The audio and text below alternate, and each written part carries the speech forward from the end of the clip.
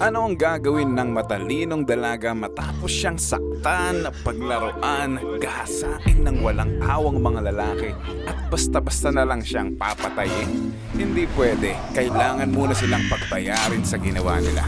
Welcome back sa PS Rewind. Isang writer na si Jennifer na naisip na magpakalayo-layo muna sa isang liblib na lugar para makapag-concentrate sa pagsusulat ng susunod niyang libro. Nagrenta siya ng bahay sa probinsya kay Tanda. Naggumawa pa ng mapa para hindi siya maligaw. Nagbayad si Jennifer at dumiretso na sa bahay. Sa biyahe, huminto siya para magpagas at magtanong na din ng direksyon. Doon niya nakilala si Johnny, ang gasoline boy na halos hindi maalis ang mata sa kanya at pati na rin ng mga tropa niyang si Andy at Stanley. Nagpapa-impress sana siya, kaso napahiya patuloy siya at pinagtawanan ng mga kaibigan. Kabado na din si Jennifer kaya mabilis siyang umalis. Dumating si Jennifer sa bahay sa tabi ng lawa at kagubatan.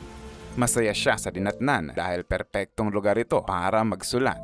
Nag-relax siya, tinawagan ng pamilya, nag-inom sa labas, nagtatrabaho habang tahimik ang lahat. Isang gabi, may narinig siyang kakaibang ingay sa labas. Chinek niya, nakita ang isang kubo na puno ng mga tools pero wala naman siyang nakitang kakaiba. Baka daga lang yun. Pero hindi niya alam, may nagbibideo na pala sa kanya sa bintana habang naguhugas siya ng damit. Kinaumagahan, habang nagja-jogging si Jennifer, napansin niya ang isang abandonadong bahay sa gitna ng kagubatan. Pumasok siya at tila matagal nang walang tao dito. May konting gamit at kakaiba pero hindi niya na ito masyadong pinansin. At nagpatuloy na siya sa pagja-jogging pabalik sa bahay. Ang sarap sanang maligo na. Ang problema, malabo ang tubig. Barado pa ang toilet. Tinawagan niya si Tanda at nagpadala ito ng tao na mag-aayos na si Matthew na merong diferensya. Natapos agad ni Matthew ang trabaho. Sa tuwa ni Jennifer, nahalikan niya ang binata bago umalis. Samantala, nandun na pala ang grupo sa tabi ng lawa malapit sa bahay ni Jennifer. Dumating na si Matthew at kunento sa kanila na hinalikan daw siya ni Jennifer. Minsan lang may bumisita ang solong dilag sa baryo nila kaya agaw pansin siya. Dito na pinakita ni Stanley ang video niya. Nagkaasaran pa sila. Natalo pa daw ni Matthew si Johnny na walang pag-asa sa dalaga. Nagalit si Johnny at naudyok na papatunayan sa kanila na kayang-kaya niyang makuha ang sino mang babaeng gugustuhin niya. Sumapit ang dilim, naiinip na si Jennifer at naisipang mag-chonky. Inaantok na siya nang biglang may kumalabog sa pinto. Lumabas siya para tingnan pero wala naman. Bumalik siya sa loob. Nakitang may patay na ibon sa pintuan. Inalis niya ito at pinaliwala. Pagpasok niya sa loob, nabago na ang wallpaper ng laptop niya.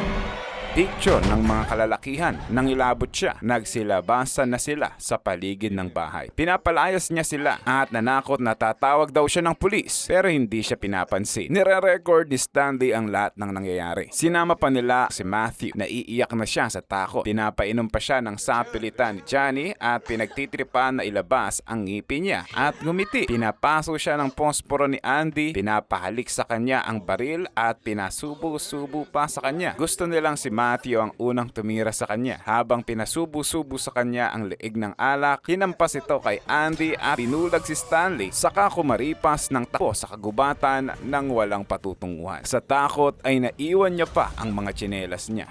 Matapos ang mahabang pagtatakbo, sa kabutihang palad ay nabangga siya kila Tanda na namamaril ng ibon kasama si Sheriff. Kunento niya ang lahat ng pang-aabusong ginawa sa kanya. Pinakalma siya ni Sheriff dahil nasa ligtas na siyang kamay at mananagot ang may gawa nito sa kanya. Bumalik na sila sa bahay para imbestigahan. Pagdating ay wala ng tao sa bahay. Makikita ang gulo sa paligid sa nangyari kanina. Nagtanong si Sheriff sa mga pangyayari at nang makita ang alak at chonky ni Jennifer sa loob, biglang nabago ang kwento. Nagdududa na siya at pinaniniwala ang gawa-gawa lang ni Jennifer ang lahat. Nagtawag siya ng backup. Nag-iiyak na si Jennifer at nagpapaliwanag pero pinaharap na siya sa pader at kinakapaan hanggang sa iba na ang kinakapa ni Sheriff at minolestya na siya. Saka pumasok ang backup na sina Johnny at ang grupo niya. Kasabwat pala nila ang tiwaling opisyal. Pinagtawanan pa siya ng grupo. Pinagtutusok ni Sheriff ang masiselan niya. Pinapatahol siya, pinagsasampal at pinunit ang damit. Gusto nilang si Matthew muna ang tumira sa kanya kasi virgin pa. Pero ayaw ni Matthew kaya pinapasayaw-sayaw nila siya at pinaghampas hanggang sa pumayag na si Matthew. Tumawag pa nga kay Sheriff ang anak niya dahil araw daw ngayon ng simba nila. Pero nagdahilan siyang may importante pa kaming ginagawa. Pagkatapos siyang parausan, naglakad-lakad siya papunta sa lawa ng nakaubo. Pero hindi pa pala nakontento ang grupo. Pinunit ang damit niya. Nilulunod siya ni Andy habang kinukunan ni Stanley. Hindi na nakatiis si Sheriff kaya naghubad na rin at tinuhog ang nagmamakaawang dalaga kahit magapa siya. At simula nun ay ilang oras siyang pinagpilahan hanggang sa matapos ang lahat. Pagod na pagod si Jennifer. Tumayo siya at naglalakad ng paluray-luray nang walang patutunguhan. Masaya siyang pinagmamasdan ng grupo. Sa isang tulay, tumingin siya sa kanila at biglang tumalon sa ilog. Babarilin sana siya ni Sheriff pero lumipas na ang ilang minuto pero hindi pa rin siya lumulutang. Biglang nagbago ang mukha nila at kinabahan ang lahat. Inutusan sila ni Sheriff na babantayan nila ang ilog at magpapalitang hanapin si Jennifer para tiyakin na patay na talaga siya. Nagagalit na si Sheriff at dinurog ang recording tape ni Stanley at inutos na sunugin ang lahat ng gamit ni Jennifer sa bahay para walang ebidensya. Sa sobrang kaba ni Matthew ay lagi na siyang nakahiwalay sa grupo sa gitna ng kagubatan. Umuwi na si Sheriff sa asawa at anak niya. Kinabukasan, sinuli niya na ang susi ng bahay kay Tanda dahil pinaalis na daw nila ang nagre-rentang babae dahil nahuling nagchuchongki. Kaya masaya si Tanda dahil malaki ang kita niya kahit konting araw lang. Lumipas ang ilang araw, mag-isa na naman si Matthew. Gumulantang sa kanya si Jennifer na maganda na ngayon at nagsisigaw siya pero tila namamalikmata lang siya. Isang buwan ang lumipas. Nagtatanong na ang pamilya ni Jennifer kay Tanda dahil wala silang balita sa kanya. Isang buwan na. Kaya tumawag siya kay Sheriff dahil siya ang huling nakakita sa dalaga kaya siya ang kay-questionin. Sabay na wala pa ang camera ni Stanley. May nagnakaw daw. Bakante pala ang sinirang tape ni Sheriff at tinago niya ang original. Pinagbubugbog siya ni Johnny nang malaman pero pinakalma siya ng iba dahil kailangan nilang matulungan. Pagsapit ng dilim, may naghagis ng patay na ibon sa pinto ni Johnny katulad ng ginawa nila kay Jennifer. Walang tao. Umulit-ulit, wala na namang tao. Pangatlo ay nasar na siya at nagbabaril sa kawalan. Nakita niya ang tsinelas ni Jennifer at tila alam niya na. Nakatanggap naman ang asawa ni Sheriff ng tape ni Stanley at sinabi sa asawa niya. Natakot si Sheriff baka makita ito ng asawa. Nanggigil siya sa galit at agad na pinuntahan sila Johnny. Akala ay pinagtitripan siya pero hindi sila ang may gawa. Duda nila ay si Matthew ang may kagagawa nito dahil ilang araw na siyang hindi nakikita. Malaking pagkakamali ito. Nag-utos si Sheriff na hanapin si Matthew sa lalong madaling panahon para hindi sila matodas. Minsan, inimbitahan ni Sheriff si Tanda para maghahunting daw sila ulit. Pero may something nyo ngayon. Nang magpahinga si Tanda, ginawa na ni Sheriff na habang buhay dahil ang maraming alam dapat nang patambahin. Samantala, pumunta si Matthew sa bahay. Narinig niya ang boses ni Jennifer. Natakot siya ng husto. Natisod sa hagdan at nagpagulong-gulong. Kita niya si Jennifer na nasa harap niya na. Nag-iiyak si Matthew at nagsusorry sa kanya. Pinalapit siya ni Jennifer at sinabing,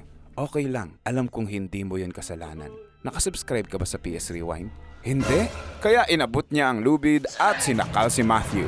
Sina Andy at Stanley naman ay naghahanap kay Matthew sa kagubatan. Sa tabi ng lawa, tila may nakita si Andy. Kaya sumunod siya. Biglang lumabas si Stanley at pinagtitripan lang pala siya. Sabay narinig nilang dalawa ang boses ni Matthew mula sa abandonadong bahay. Tumakbo silang mabilis at nagkahiwalay. Nakita ni Stanley si Jennifer na nakangiti. Lumapit siya at nadali ang paa ng bear trap kaya nagsisigaw sa sakit. Tumakbo naman si Andy para tulungan siya kaya hinambalos ni Jennifer ang ulo ng dalawa. Nang magising si Andy, nakatali na siya sa ibabaw ng bathtub na puno ng tubig. Si Stanley naman ay nakagapos sa puno at siya naman ang binibidyohan ngayon ni Jennifer. Kumuha ng patay na daga at pinasok sa bibig niya. Ang sarap kaya nagsusuka siya. Sumunod ay kumuha ng dalawang pamingwit at tinusok sa talukap ng mata niya at tinali sa puno at iniwan muna siya para kamusta kamustahin si Andy. Pinaghampas siya ni Jennifer at nilublob ang muka sa tubig tulad ng ginawa sa kanya. Mukhang nag-i-enjoy sa video si Stanley. Naghihingalo, namamagana ang mata at nagmamakaawa. Kaya nilabas na ni Jennifer ang huling sorpresa. Hiniwa niya ang malansang isda at sinimot ang bitukat laman loob at hinilamos sa pagmumukha niya para maging komportable daw siya. Kinamusta niya ulit si Andy for some extra challenge. Nilagyan ng asido ang tubig at tinanggal ang isang kahoy. Ngayon, kailangan niyang tigasan ang likod niya dahil pag nangalay siya, muka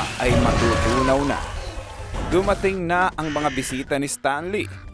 Pinagfiestahan ng mga uwak at pinagtutuka ang mga mata niya hanggang sa maglaho ang eyeballs niya. Si Andy naman ay nag-i-enjoy at kinikilig pa nga sa tindi ng tama ng asido sa muka. Hindi na makayanan at naglublob na siya sa tuwa hanggang sa pumogi na siya. Yun nga lang, hindi na makilala. Siyempre, isunod na natin ang favorite nating si Johnny. Dumating si Jennifer at nagpanggap na magpapagas. At surprise! Nang magising si Johnny, nakatali na siya, nahubot-hubad at may bakal pa sa dugo ang bibig niya. Siyempre gusto ding makita ni Jennifer ang ngipin niya, kaya matutulungan tayo ng kaibigan nating Plies. Isa-isang binunot ni Jennifer ang mga ngipin niya para magkapustiso na siya. At sa sobrang sarap ng session ay napaihi si Bugoy. Is here. Pinapasubo-subo din sa kanya ang baril tulad ng ginawa sa kanya. Lumalaban pa si Bugoy. Nilabas niya ang malaking gunting para tabasin ang edits niya. Nagsisigaw siya sa sakit kaya sinubo sa kanya ang sariling edits niya. Umihi ng sangkatutak na dugo, dedo. Siyempre for the final showdown para kay Sheriff, tinawagan siya ni Jennifer mula sa mismong bahay niya kasama ang asawa at anak niyang si Chastity at nagpanggap na teacher. Nagpanik si Sheriff at mabilis na umuwi papunta sa bahay. Nang makarating, sinabi ng asawa na nasa park daw sila. Nagmadali din siyang pumunta sa park pero walang tao. Pagbalik sa kotse, hinambal siya ni Jennifer. Paggising niya, nakatali na siya sa abandonadong bahay. Duguan ang bibig at may baril nang nakapasok sa puwet niya. May nakasakong bata sa harap niya at tila ito ang anak niya. Kaya nag-iiyak siya at nagsisisi. Dinurog ni Jennifer ang tumbong ni Sheriff hanggang sa mag-iiyak siya sa sakit. Pagkatapos, itinali ang gatilyo sa magalaw na kamay ng tulog na si Matthew na buhay pa pala. Saka sila iniwan ni Jennifer at nagsisigaw sa iyak si Sheriff. Nagising patuloy si Matthew at nang makita si Sheriff na duguan sa harap niya, kahit anong sigaw ni Sheriff na huwag gumalaw ay boom panis. Tumbong Festival, pareho silang wasak. Sa labas nagtatambay lang si Jennifer at napangiti sa wakas. Tama lang ba ang ginawa niya? I-comment mo nga ang gusto mong i-rewind namin next. Subscribe para sa marami pang masasarap na recap.